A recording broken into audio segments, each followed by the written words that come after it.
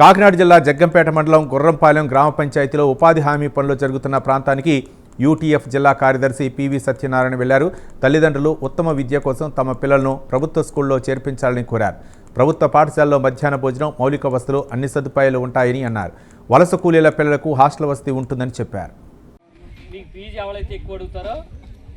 వాళ్ళ దగ్గర బాగా చదవద్దని మీకు అర్థం.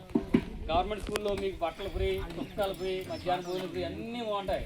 ఫ్రీగా ఇస్తే మనకి అది కొంచెం చులకనగా అనిపిస్తుంది. మీరు పిల్లల్ని దగ్గరుండి, మనకి ఎవరు ఆస్తి అంటే మనకున్న భూమో డబ్బు ఆస్తి కాదు, మన పిల్లల ఆస్తి. వీళ్ళని ఏం చేయాలంటే ఎలా చదువుతున్నారు ఏంటిని చిన్నప్పటి నుంచి జాగ్రత్తగా మనం అబ్జర్వ్ చేయాలి, పరిశీలించాలి. బాగా చదువు రావట్లేదు అనుకోండి, బడిలో మ్యాథ్స్ మీదకి వెళ్ళి అడగాలి. ఇలా మా పిల్లల సర్వీస్ అవ్వట్లేదు, మీరు బాగా చెప్పండి అని చెప్పాలి. అది మీకు హక్కు. అది పిల్లవాడిని చదివించే హక్కు మీకు ఉంది, అడిగే హక్కు మీకు ఉంది. దూరం నుంచి మాత్రం అవ్వడం వేయకూడదు. ఒకసారి ఆయన చెక్ చేయండి, అసలు ఏం చెప్తున్నారో ఏం చెప్పారో లేదో మీరు బళ్ళు కూడా చెక్ చేయండి. తల్లిదండ్రులు సమావేశాలు పెడతారు, అక్కడ కూడా వెళ్ళి మీరు మాట్లాడండి. మీరు మీ స్కూల్ మరి పోయే పరిస్థితి ఉంది చూసుకోండి. 1-2 ఇక్కడ చదివించండి. 3-4-5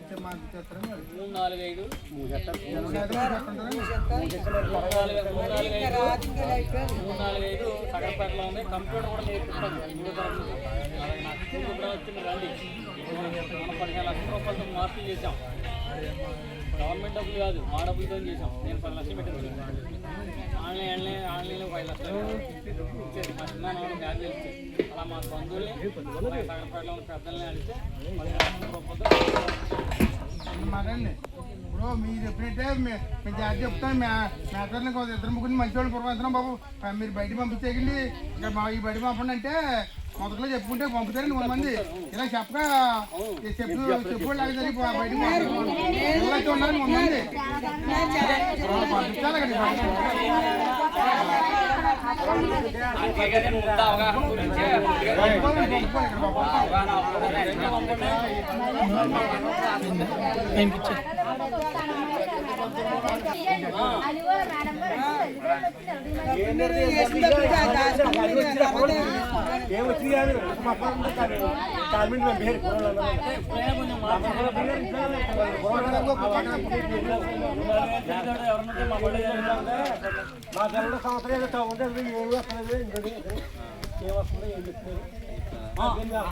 వాళ్ళు అలా కాదు, దూరం నుంచి ఆ మాట అన్నాం కాదు, వచ్చింది లేదో బళ్ళకి వెళ్ళి దూరం నుంచి పాఠం చెప్పడం అనేది పడికొచ్చింది. దూరం నుంచి చేయకూడదు. మీ ఊర్లో స్కూల్ మూతపడిపోయింది అనుకోండి, ఎవరికి ఇబ్బంది? మీకే ఇబ్బంది. ఎలా అమ్మా ఎలా ఇబ్బంది అంటే ఆయన చేయాలనుకోండి, నేనని పక్కూరు వెళ్ళాలి స్కూల్ చేస్తే. గవర్నమెంట్ స్కూల్లో చదువు బాగోలేదని అపోహ ఉంది, అది కరెక్ట్ కాదు. ఎందుకంటే మీరు చెక్ చేసుకోవాలి పిల్లలు కూడా. స్కూల్లో మాస్టర్ ఏం చెప్తున్నారు, అసలు మన పిల్లలు ఏం చదువుతారు లేదని మీరు చెక్ చేయాలి. ఎప్పటికప్పుడు ప్రతిరోజు అడగాలి. ఒకవేళ మీకు అనుమానం స్కూల్కి వచ్చి అడగాలి. ఆ బ్యాగ్స్లో అడగాలి, ఏమైనా మీరు చదువు సరిగ్గా బాగాలేదు, మా పిల్లడికి రావట్లేదని అడగాలి. అప్పుడు చెప్తారు. అప్పటికి మారకపోతే ఎందుకంటే మనం నిర్భయంగా ప్రతి విషయాన్ని అడగాలి, తెలుసుకోవాలి. అంతే తప్ప స్కూల్ మీద దూరం నుంచి అపోహ వేయకూడదు. అక్కడ ఏం జరుగుతుంది, పిల్లలు చదువు బాగా చెప్తున్నారా లేదా, పిల్లలు వర్క్ చేస్తున్నారు లేదా అని చెక్ చేయాలి. ఇప్పుడు దాని పక్కన సగరపేట స్కూల్ ఉంది, చూసారా మీరు? చూసారమ్మా, దారిలో ఉంది కదా, చాలా బాగా డెవలప్ అయింది అవునా? అయింది కదా. ఇక్కడ 1-2 క్లాసులు ఉంటాయి. దీని తర్వాత మా స్కూల్లో జాయిన్ చేయండి. 3-4 తరగతి కంప్యూటర్లు కూడా పెట్టామట. మీరు బాగా చెప్పలేదు అనుకోండి, మమ్మల్ని అడగండి, నిలదీసి అడగండి. అన్నీ నిలదీయండి ఏమన్నా. అలా కాదు, అలా కదా. అంటే 1-2 మీకు ఉన్నాయమ్మా. అక్కడ 1-2 ఉంది. అక్కడ 3-4-5 అక్కడ పక్కన స్కూల్ ఉంది, జాయిన్ చేయండి. మీరు ఏం చేస్తున్నారంటే అమ్మఒడి తల్లికి వందనం ఉంది కదా, 15,000 రూపాయలు. ఈ డబ్బులు తీసుకుని ప్రైవేట్ కాన్వెంట్లో జాయిన్ చేస్తున్నారు. ఇప్పుడు ఈజీగానే ఉంటుంది.